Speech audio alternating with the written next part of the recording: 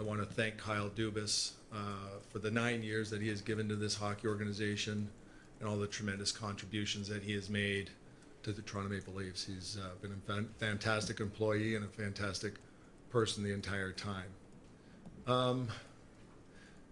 Timeline on the Kyle Dubas contract. I suppose you could go back to last offseason. I approached Kyle in his office at the Ford Performance Center and explained to him that he would be not receiving a contract offer prior to his final year of his contract. I tried to reassure him that it wasn't a reflection on his future with the club. I reminded him that it was a situation I found myself in a few years prior as well, and that it was my hope and it was my intention that at the end of the year and after being judged for the full 5 years of his contract, that we would be extending him and moving forward. Kyle took it very well. I thought he was a pro. He addressed that in his opening season statements, that he was comfortable with that, and I thought that he had done an excellent job. I thought Kyle had a great offseason. We had some difficult choices to make. If you're judging him on the work he did last summer, some of the decisions of letting players go, of signing some players, I think it's a challenging job for any general manager, and I think Kyle did an excellent job. We came into the season very well organized, many options. I thought the team, typical season of highs and lows, but had an excellent regular season. Going throughout the year, the way that the team was managed, I had no issue with that. As a matter of fact, I thought that, again, Kyle did an excellent job. The trade deadline, again, going back to his process and the way that our team does this here under his leadership, there's a lot of input, and I thought that he made some very good moves. And I thought he had prepared the team to the best of his ability, as any GM can do after the trade deadline. There's not as much for a GM to do. So it was important for me shortly after the trade deadline, around the middle of March, I approached Kyle in his office at Ford Performance Center and told him that I had seen enough in my mind that I had wanted him to be our general manager going forward, but that he should go home and take some time to think about it. And if he was comfortable with that idea, I would start talking to ownership about that. Kyle appreciated that. We had a good relationship the whole year. That day was nothing different. He came back to me about a week later and said yes, that he was comfortable moving forward, and he gave me the name of his agent, or he said his agent would reach out to me, but that he didn't want this to be a distraction for him, and I respected his wishes, that I wasn't going to discuss it with him any further at that point. So fast forward to the end of the season, getting through the end of the regular season, the playoffs. I had many good conversations with Kyle's agent. Felt we were making progress. I wanted to be in a position to respect Kyle's wishes and not discuss this with him as it was going along. But I knew his agent from time to time was giving him updates. That's really up to them. I don't know exactly what was going on there. But I felt those conversations, which were productive, had put me in a position that when the season ended, or even if it was between rounds, because at a certain point I felt however round 2 ended, even if we were moving on to round 3, that this was something that needed attention now. And I felt that those conversations and the communications I got from Kyle had put me in a position where I could come to him with something that was pretty much a finished deal, that reflected what he wanted financially and what he wanted as a general manager, what was important to him. When the season did end, unfortunately, abruptly, it was very important to me that I was ready to go early. I expressed to Kyle that night that, as disappointed as we all were, I thought he had done a good job. It's a tough time for the players. It's a tough time for management. It's a tough time for all of us. It's a tough time for Maple Leaf fans in those moments after a loss. But we had a day off on Saturday. We communicated a little bit through text. On Sunday, we had a team photo here. We went up to my office. I I had another good conversation with Kyle. I presented him with what I thought was a framework that reflected what his agent and I had talked to, and a good finishing place in the effort to get this done as soon as possible.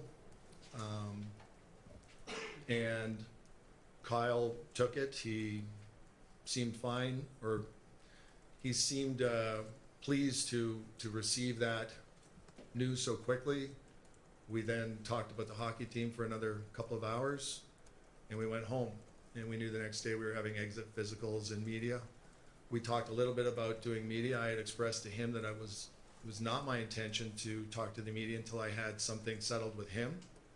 I expressed that I thought it was maybe a good idea if he didn't either, but Kyle said he really wanted to talk to the media, and I respected that. He felt that his players were speaking, his coach was speaking, and that he should as well, and I respected his wishes. So the next day when, and let me go back, I would also say part of our conversation in my office was that this was hard on his family. In fairness, we talked about that, how, quite frankly, it's hard on all our families. It's a difficult thing. It's hard on the players, the parents, but it's the job we choose. It's the sport we choose. We're very fortunate to be in it, but it does not come without a toll on the families. I completely acknowledge that, and we talked a little bit about that. The next day, though, I would say while watching Kyle's press, I think at that point there was a shift in my thinking at that moment, a dramatical shift in my thinking as I drove home that night, that, as Kyle expressed, he might not want to be our GM, and I have to take that very seriously.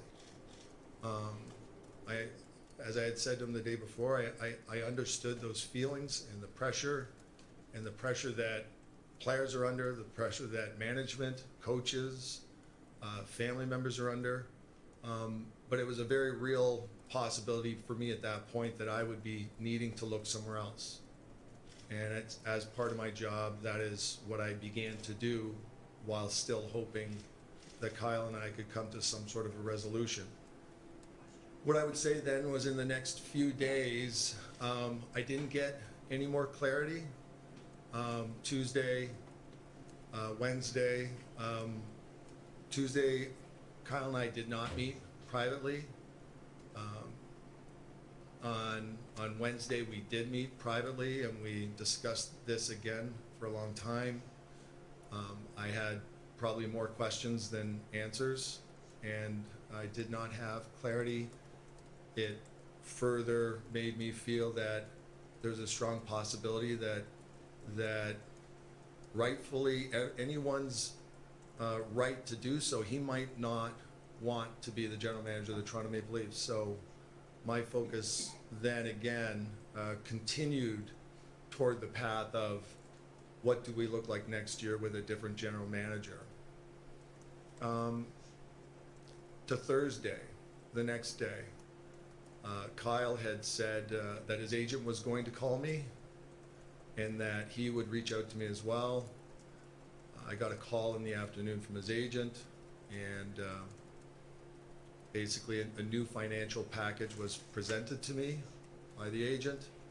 The conversation was brief. I did not hear from Kyle throughout the day, and I went home, and just before dinner time I got an email from Kyle saying that he did want to be the general manager of the Maple Leafs. At that point, I have to, if I'm being honest, I had gotten to a different place about how I felt about the future of the Toronto Maple Leafs and what was best. And as hard as it was, and as hard as it is to make a significant change to somebody that you're close to and that you've been working with for 9 years, even though I was presented with,